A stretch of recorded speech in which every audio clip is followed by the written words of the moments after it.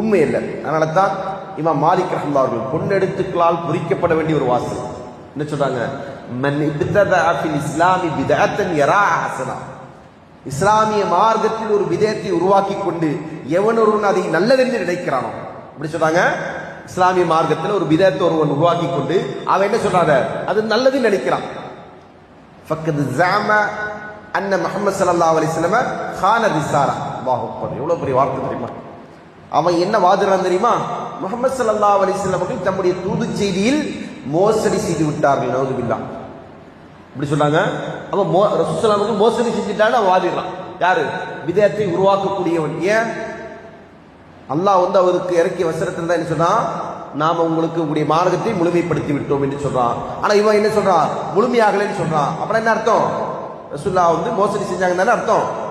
ஏன்னா இதெல்லாம் செஞ்சாதான் எங்களுக்கு ரசூலுல்லாஹ்வுடைய மஹப்பத்து கிடைக்கும், ஷஃபாத்து கிடைக்கும், மறுமையில் வெற்றி கிடைக்கும் என்று அவன் புதிதாக பலரையும் செய்கிறான்.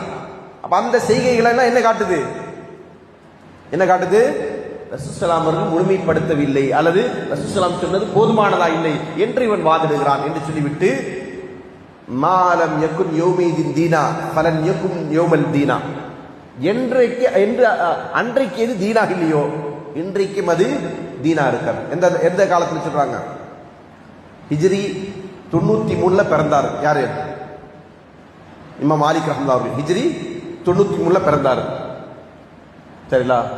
அவரு மரணித்தது ஹிஜ்ரி 170 கிட்ட, 170 கிட்ட அவர் மௌத்தாரார். அந்த காலத்தில் சொல்றாங்க இமாம் அவர்கள், நபி ஸல்லல்லாஹு அலைஹி வஸல்லம் காலகட்டத்தில் எது தீனாக இல்லையோ இன்றைக்கு அது தீனா இருக்காது.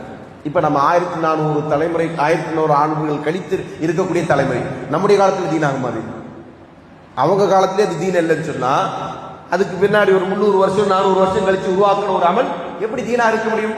அப்ப தீனாக இருக்க முடியாது என்பதை இமாம் அவர்கள் மிக தெளிவாக சொல்லி இருக்கிறார்கள் என்பதை நாம புரிந்து